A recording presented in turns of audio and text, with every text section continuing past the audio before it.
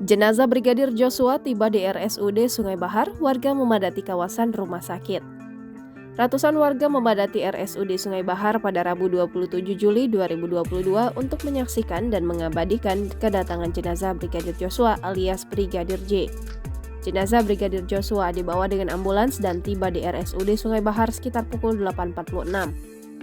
Sejumlah pejabat tampak hadir, termasuk pejabat Bupati Muaro Jambi, Bahyuni. Otopsi ulang digelar untuk menjawab keraguan atas otopsi yang dilakukan sebelumnya.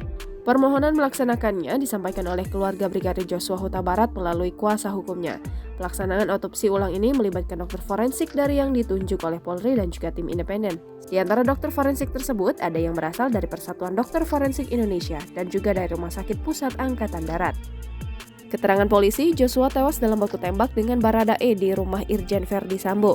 Motif baku tembak, polisi mengatakan berawal dari aksi Brigadir Joshua Huta Barat yang masuk ke kamar pribadi Irjen Verdi Sambo. Di dalam kamar itu ada istri Irjen Verdi Sambo. Brigadir Joshua disebut polisi melakukan pelecehan dan penodongan senjata.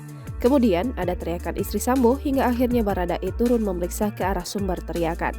Ia menegur Brigadir Joshua yang baru keluar dari kamar, kemudian dibalas tembakan dan akhirnya baku tembak terjadi. Namun pihak keluarga banyak yang meragukan kronologi tersebut, apalagi di tubuh Brigadir Joshua juga ada bekas mirip luka sayatan dan luka lebam. Selain itu juga merasa janggal dengan lamanya polisi menyampaikan pernyataan pers, yakni 3 hari setelah Joshua meninggal dunia. Tak hanya itu, kejadian berikutnya juga membuat publik semakin merasa janggal karena pencabutan dekoder CCTV hingga lokasi kejadian yang ternyata tidak juga dipasang garis polisi hingga beberapa hari setelah kejadian. Jangan lupa subscribe, share, komen, dan like ya!